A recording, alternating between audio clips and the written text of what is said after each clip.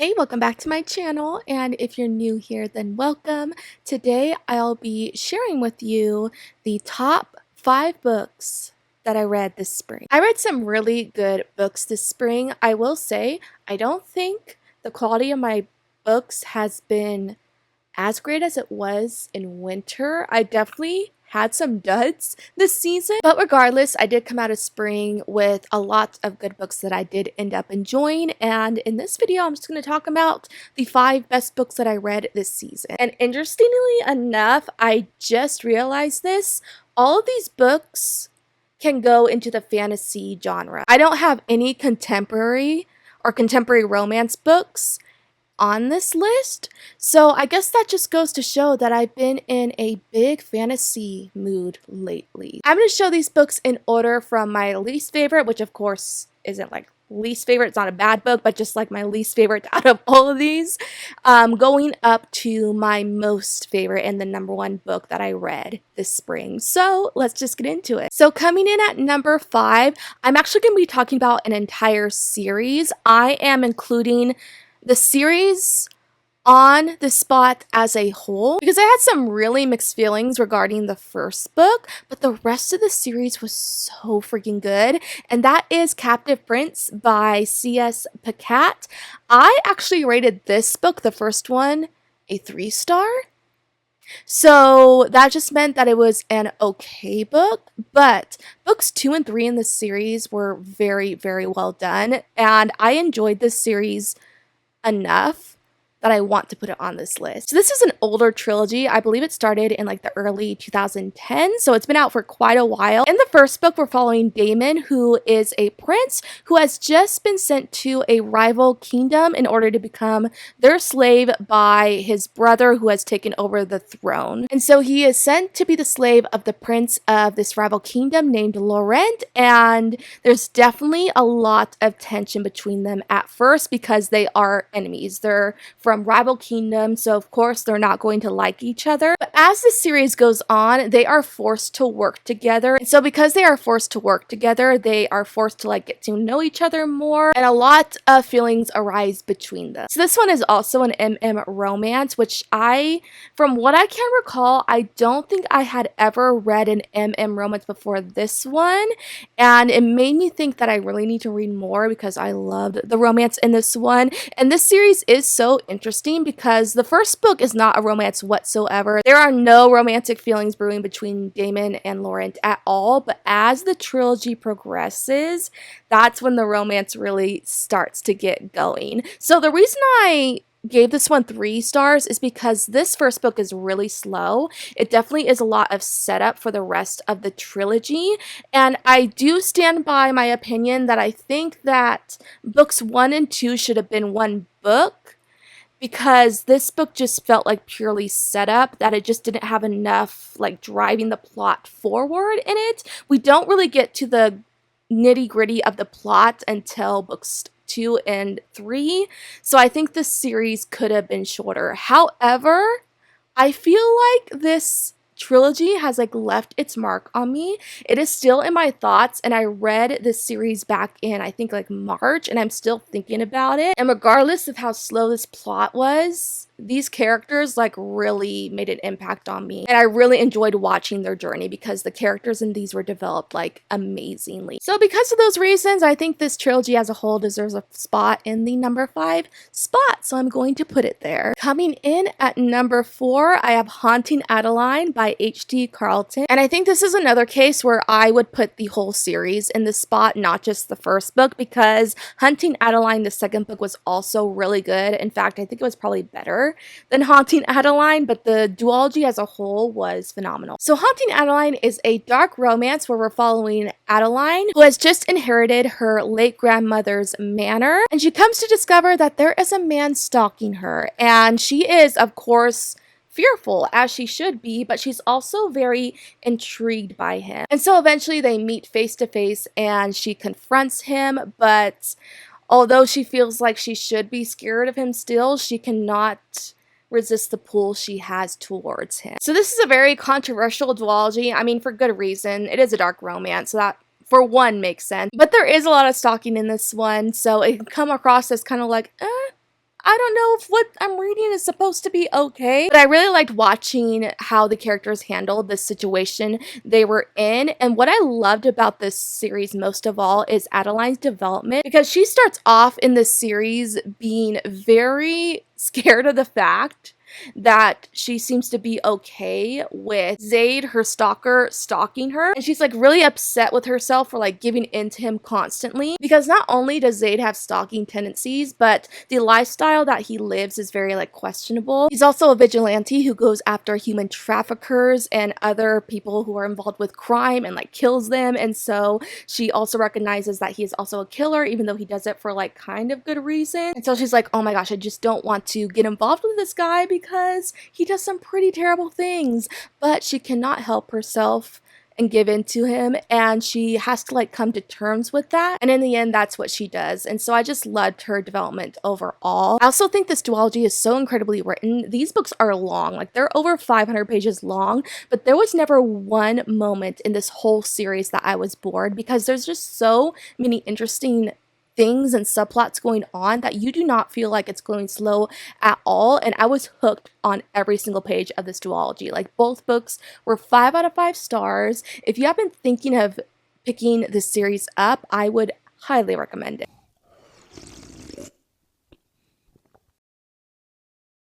At number 3, I have 2 books to share that are part of the same series. That seems to be an ongoing theme in this list, but those are The Ballad of Songbirds and Snakes and Sunrise on the Reaping by Suzanne Collins, 2 books a part of the Hunger Games series. I have to include both these books because not one was better than the other. Like, they're both on the same level. I enjoyed them both equally. If you don't know, The Ballad of Songbirds and Snakes follows President Snow from the original trilogy and his whole villain origin story, which was so fascinating.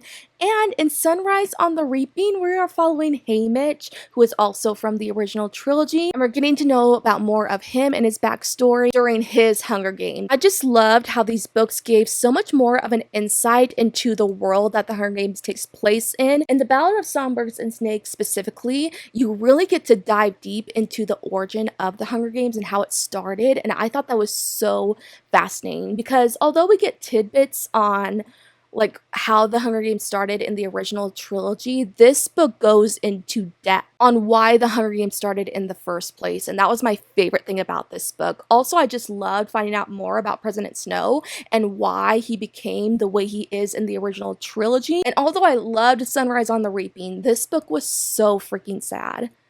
Absolutely tore my heart out at the end, especially at the epilogue. It is without a doubt one of the saddest books I read this year, which, if you know of Haymitch in the original trilogy, like, of course this book is going to be sad, but I did not prepare myself enough for the feelings that I was going to feel while reading this book. I cannot wait for the movie adaptation for this one to come out next year. It is way too far away, but I will be sat when it comes out. So yeah, both of these were absolutely phenomenal books, which I'm really impressed by, because the Hunger Games trilogy is so nostalgic for me and is one of the best series that I have ever read, that I was afraid that these were not going to live up to them, but they did. Both of these were so good. So my number 2 and number 1 book, I want to say, is on equal level. It was so hard to pick one that was better than the other out of both of these, because I think that I like them both equally.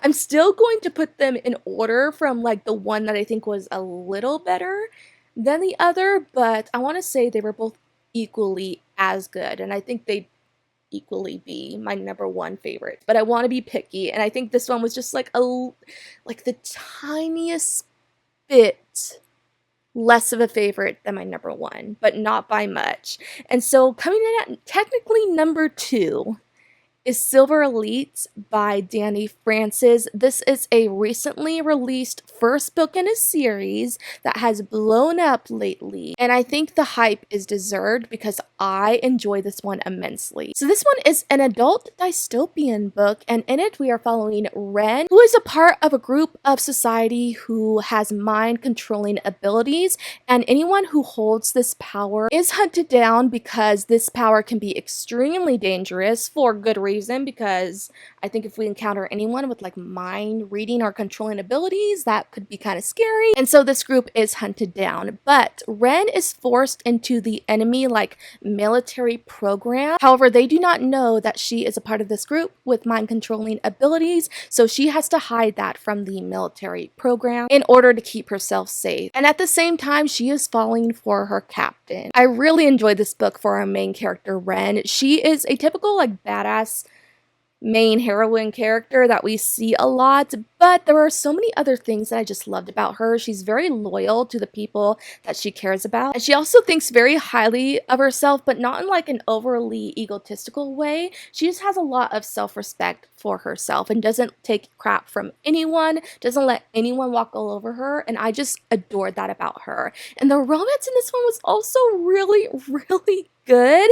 I am a sucker for that like falling for your enemy trope. I guess you would pretty much just call it enemies to lovers, but I just love when one person in the relationship is like really falling hard for the person they're supposed to hate. And Ren and Cross had that relationship like to a T, and I just love that so much. I cannot wait to see how their romance progresses. I can sense a lot of tension on the horizon between them, but I am down for it. I never read a first book in a series this early. I read this like a few weeks after it came out, and I am low-key regretting it because now I have to wait so long for the second book when I need it like right now. There's not even an announcement when it's going to be released. Like, I assume it's going to be released next year, but I need it right now. So that's very sad, but I mean, that's a good thing that I'm so hungry for the second book, because that just means I love this book so much. If you have not read it yet, and if it sounds interesting to you, like, pick it up for sure.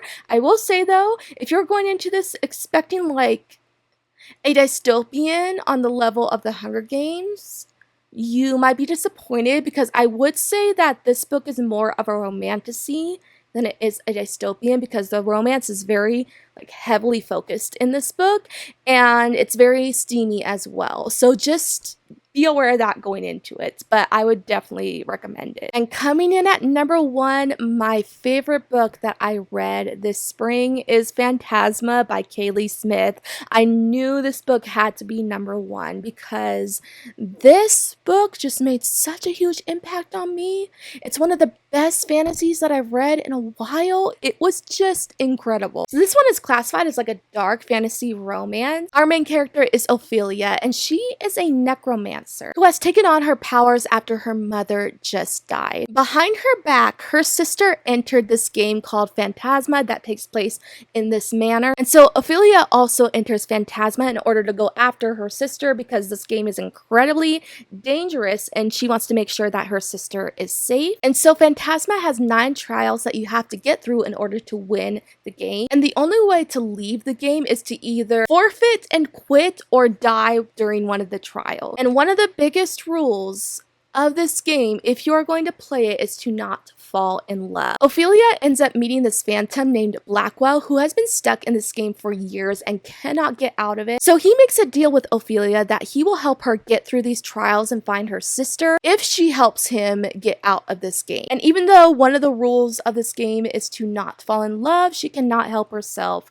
with having feelings for Blackwell. One of the things I loved about this book is its atmosphere. So it is hinted that this book takes place like, I think in like the late 1800s, and I just love books that take place during that time period. Add on to that the fact that this is a paranormal book. It makes it so that this book has a true like gothic feel that I love so much. So it's just such a vibe, and I love these characters. I loved this romance. I did not expect this romance to be as steamy as it was, but I was down for all of it. And the trials in this one were also so interesting. The stakes during them were so dire. I was on the edge of my seat while reading those scenes where they were having like near death experiences.